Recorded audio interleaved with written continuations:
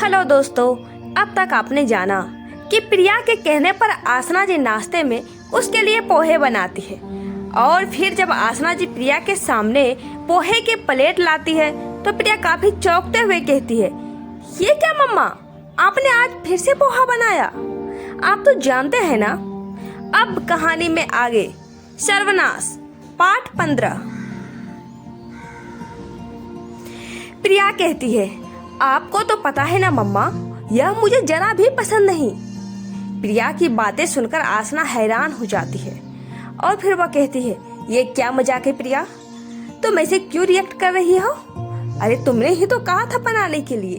मैंने तुमसे कितनी बार पूछा भी, लेकिन तुमने कहा कि तुम्हें पोहा ही चाहिए, तो मैंने बना दिया। पोहे को देखकर प्रिया अपना मुंह बना लेती है और फिर कहती है, सॉरी, वो मेरा ध्यान नहीं था खेलने की वजह से। लेकिन आप तो जानती हो ना मम्मा, मुझे इससे कितनी नफरत है। मुझे नहीं खाना यह सब कुछ, ले जाइए मेरे सामने से। प्रिया के यह बोलते ही राकेश जी तुरंत उसके सामने से प्लेट हटा लेते हैं और वह आसना की तरफ देखने लगे।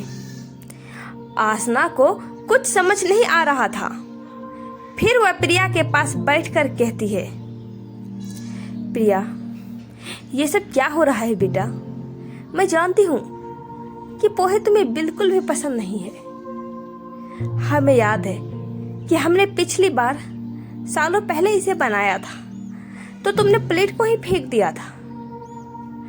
पता नहीं इतनी नफरत क्यों है तुम्हें पोहे से, लेकिन फिर भी तूने आज मुझे पोहा बनाने के लिए कहा और अब कहती हो नहीं खाओगी। आखिर क्यों? ये क्या बेवकूफी है? तब प्रिया कहती है, पता नहीं मम्मा, मेरे मुंह से कैसे निकल गया पोहा, जबकि मुझे नहीं खाना ये। मम्मा, मुझे कुछ समझ नहीं आ रहा है कि मैंने आपको पोहा बनाने के लिए क्यों कहा, लेकिन मैं इसे नहीं खा सकती। तब राकेश जी कहते हैं, कोई बात नहीं, तुम मत खाओ इसे।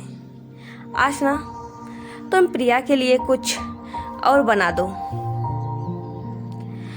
आसना फिर से नाश्ता बनाने के लिए किचन में चली जाती है और तभी राकेश जी का फोन बजता है और वो बातें करते करते उस जगह से दूर चले जाते हैं। इधर प्रिया फिर वापस से वीडियो गेम खेलने लगी। पोहे की प्लेट वहीं पास में ही पड़ी थी और माला वहीं बैठी बड़े ही ध्यान से पोहे की तरफ देख रही थी। और फिर वह तो दोस्तों, आगे की कहानी जानने के लिए बने रहे नेक्स्ट पार्ट में हमारे साथ।